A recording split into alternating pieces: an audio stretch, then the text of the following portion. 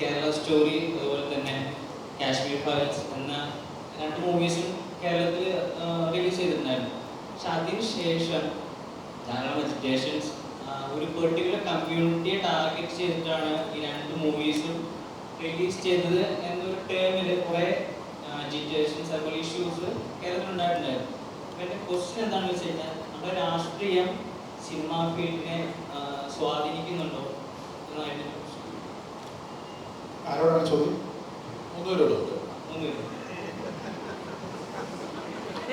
എന്നെ കോട്ട് ചെയ്തുകൊണ്ട് എന്നോടാണോ അതോ പാനലിസ്റ്റുകളോടാണോ? രാഷ്ട്രീയം, മതം ഇതൊക്കെ സ്വാധീനിക്കുന്നുണ്ടോ എന്ന് ചോദിച്ചാൽ എല്ലാവർക്കും അല്ലെങ്കിലും ഈ സിനിമ ഉണ്ടാക്കുന്ന മനുഷ്യരുണ്ടല്ലോ, സിനിമ ഉണ്ടാക്കുന്ന ആളുകൾ, അവർ ജനിച്ചു വളർന്ന കണ്ടു വളർന്ന ചുറ്റുപാടുകൾ അറിയാതെ സ്വാധീനിക്കുന്നു. ബോധപൂർവ്വം ചെയ്തോളെന്നുള്ള നിർബന്ധമില്ല. ഞാൻ പഞ്ചവർത്തത്വം എന്നുള്ള സിനിമ എഴുതി കഴിഞ്ഞിരുന്നത് ലൊക്കേഷൻ കാണാൻ പോയി, കേരളം മുഴുവൻ കാണാൻ പോയി. എവിടെയും അങ്ങനെ ഒരു ലൊക്കേഷനിൽ എനിക്ക് ഇടതുവശത്ത് ഒരു 2 നില വീട് വേണം, വലതുവശത്ത് 1 നിലയുള്ള വീടുകൾ വേണം, നടുക്കായിട്ട് ചെറിയ ഒരു വീട് വേണം എന്നൊക്കെ പറഞ്ഞ് എവിടെയും കിട്ടുന്നില്ല. അപ്പോൾ ഇങ്ങനെ കുറേയൊക്കെ നോക്കി തൊടുപുഴയിൽ ലൊക്കേഷൻ കണ്ടിട്ട് ഞാൻ തിരിച്ചു വരുമ്പോൾ അതിൻ്റെ നിർമ്മാതാവ് മണിക്കൂറിലായിട്ട് ഞാനും കൂടെ എൻ്റെ വീട്ടിൽ ചായ കുടിച്ചിട്ട് പോകുന്നു. എൻ്റെ വീട്ടിൽ കയറി പുള്ളിക്കൊരു ഫോൺ വന്ന് പുള്ളി മിറ്റത്തേക്ക് ഇറങ്ങിയിട്ട് ചുറ്റും നോക്കിയിട്ട് വന്നിട്ട് പറഞ്ഞു, ഇതെല്ലാടാ നീ നോക്കുന്ന സ്ഥലം എന്ന് പറഞ്ഞു. നോക്കുമ്പോൾ അപ്പുറത്തൊരു വീടുകൊണ്ട് നടുക്ക് സ്ഥലമുണ്ട്, എൻ്റെ വീടുമുണ്ട്. പിന്നെ ഞാൻ നോക്കിയപ്പോൾ ഞാൻ സ്കൂൾ എന്ന് പറഞ്ഞ് എഴുതി വെച്ചിട്ട് സീനുകൾ എഴുതിയിട്ടുണ്ടെങ്കിൽ പയ്യൻ ഇതിലേ വരുമ്പോൾ ഇയാൾ അതിലേ പോയി എന്നൊക്കെ പറയുന്നത് ഞാൻ പഠിച്ച സ്കൂളാണ്. MLA യുടെ ഓഫീസ്, എൻ്റെ നാട്ടിലെ MLA യുടെ ഓഫീസ്, അങ്ങനെ ആകുമ്പോൾ എൻ്റെ നാട്ടിൽ ഷൂട്ട് ചെയ്തു. ഇത് ഞാൻ അതിനോട് ചെയ്ത കാര്യമില്ല. എഴുതിയ മിക്ക സാധനവും ഞാൻ കണ്ട, എന്നെ സ്വാധീനിച്ച, എനിക്ക് പരിചയമുള്ള ചില പ്രദേശങ്ങളായിപ്പോയി. അപ്പം ചെറുപ്പം തൊട്ട് ഇങ്ങനെ കണ്ടും കേട്ടും വളർന്ന കാര്യങ്ങൾ ഒരാൾ ഉണ്ടാക്കിയ സിനിമയിൽ അറിയാതെ വരാം. അതിനുശേഷം ഇയാൾക്ക് ചില രാഷ്ട്രീയ അനുഭവങ്ങളോ മതത്തോടുള്ള അനുഭവങ്ങളോ ഒക്കെ ഉണ്ടെങ്കിൽ അത് അറിഞ്ഞുകൊണ്ടും വരാം.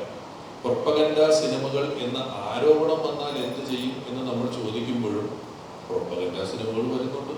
പൂർണ്ണമായും പ്രൊപ്പഗൻഡ ഇല്ലാത്ത സിനിമകളായിരുന്നു എല്ലാ സിനിമകളെയും ആരോപിച്ചില്ലാതാക്കിയെന്ന് വിചാരിക്കേണ്ട. ഇടതുപക്ഷ അനുഭവമുള്ളത്, വലതുപക്ഷ അനുഭവമുള്ളത്, തിരിച്ചു പറയുന്നത്, മറിച്ച് പറയുന്നത്, ഇങ്ങനെയുള്ള സിനിമകൾ ഉറപ്പായിട്ടും വരുന്നുണ്ടാകും. അതുകൊണ്ട് തന്നെ എല്ലാവർക്കും അഭിപ്രായ സ്വാതന്ത്ര്യം ഉണ്ടല്ലോ, വരാനുള്ള സാധ്യതകളൊക്കെ ഉണ്ട്. അതാണ് എനിക്ക് ഇതിനെക്കുറിച്ച് പറയാനുള്ളത്. ഈ രാഷ്ട്രീയം സംസാരിക്കുമ്പോൾ തീർച്ചയായിട്ടും ഒരു വിഭാഗത്തിന് അത് ഇഷ്ടപ്പെടുകയും മറുവിഭാഗം അതിനെ എതിർക്കുകയും ചെയ്യും. അത് സിനിമ എന്നല്ല, ഏതൊരു കഥയിലും അത് വരാറുണ്ട്. അങ്ങനെ കണ്ടാൽ മതി ഈ സിനിമകളൊക്കെ. അത് ഒരു സൃഷ്ടാവിൻ്റെ, ഇപ്പം രമേശേട്ടൻ പറഞ്ഞ പോലെ തന്നെ ഒരാൾ കണ്ടു വളർന്നു വന്ന സാഹചര്യത്തിൽ നിന്നും അയാൾ ഇൻസ്പയർ ആയി എഴുതുന്നതായിരിക്കും ഒരു കഥ. അപ്പോൾ മേ ബി ഈ പറയുന്ന കേരള സ്റ്റോറീസ് ആയാലും കാശ്മീരി ഫയൽസ് ആയാലും അത് എഴുതിയിരിക്കുന്ന ഒരാൾ അല്ലെങ്കിൽ അത് ചെയ്തിരിക്കുന്ന ആൾക്ക് അവരുടെ ചുറ്റുപാട് അവർ കണ്ടു വളർന്ന അവരുടെ ശരി, അവരുടെ പോയിന്റ് ഓഫ് വ്യൂ എഴുതുവാണ്. അത് ചിലപ്പോൾ എനിക്ക് തെറ്റാവാം, താങ്കൾക്ക് തെറ്റാവാം, രമേശിന്റെ തെറ്റാവാം. അപ്പോൾ നമ്മളതിനെ എതിർക്കും.